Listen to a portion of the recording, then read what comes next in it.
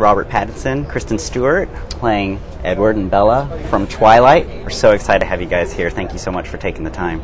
Oh, thanks for having us. Yeah. I'll start with you, Robert. Robert, this is the second major literary character that you've been playing that are some of the most imaginative series of the last 100 years. That's a lot of responsibility. How did you feel in terms of playing Edward, knowing that you kind of had that backbone of playing Cedric Diggory before? I mean, did it help you kind of get into this role of understanding that literary character going from page to screen? No, I mean, I always just look at, it's probably a bad way of doing it, but I mean, I mean, it's so different. You can't really play the book, so I mean, I was playing the script, and then I just always use a book for just material, you know, and you can pick and choose whatever you want. And especially for Twilight, there's so much stuff. I mean, you've got like an encyclopedia of stuff that you can draw from. So I guess I kind of just used it as a helpful tool. I had heard that you'd actually taken some time and kind of put yourself away for a while to kind of feel that sense of loneliness and that sense of being on your own. And do you think that helped you kind of get prepared prior to starting? Yeah, definitely. I mean, yeah, it did.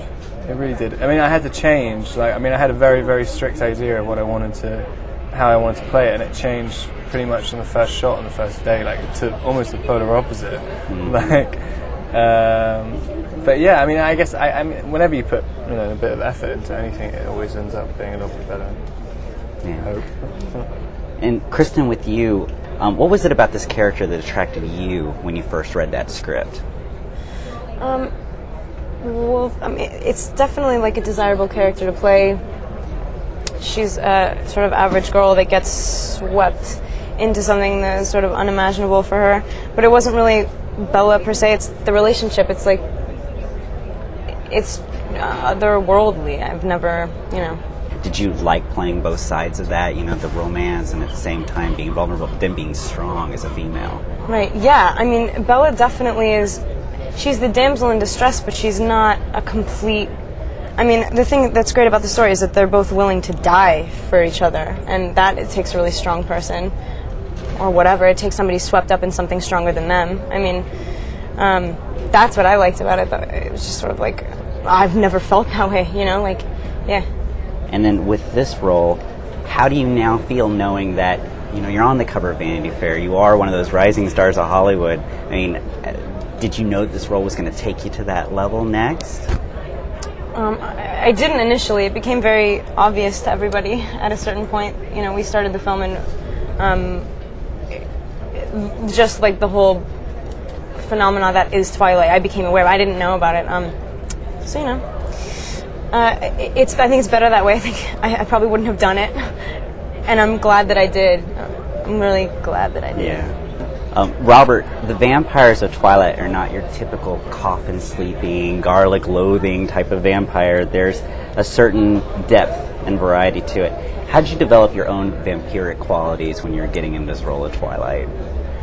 I don't know. I mean, I preferred seeing vampirism as a kind of incurable disease rather than just... you just are a vampire. I mean, I just abandon all cliche and just go on what the facts of what their characteristics are. I mean, you're 1,000 times stronger and faster than a human being.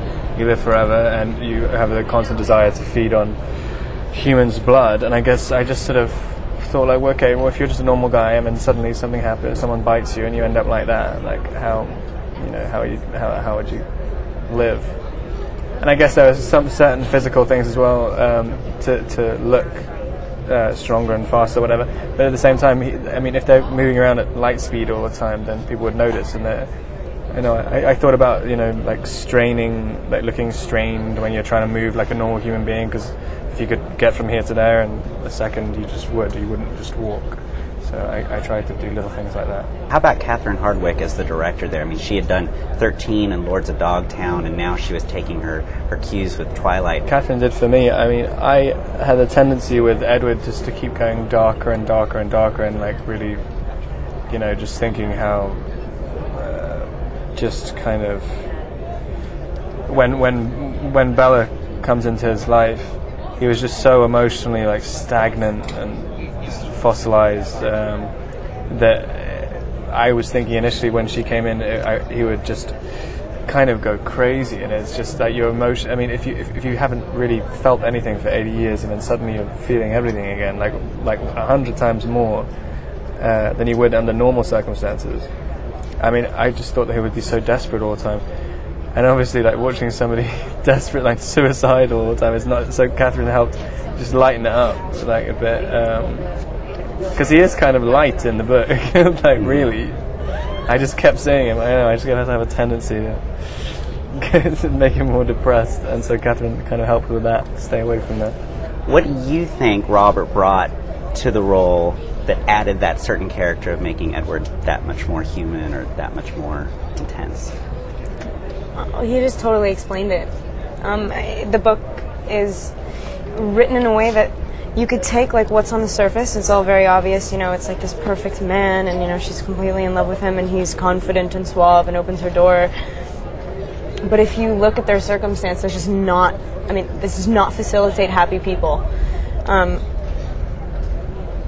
So he knew that, he got that. I mean, like we did a really classic, conventional audition process. I auditioned for it, and then I read with guys, and he was just the only one that came in that had that looked like they were thinking about something other than I'm on camera looking handsome. So, yeah. Well, thank you for bringing that romance to the screen, and thank you for bringing Twilight to us. So thank you very much. We appreciate it.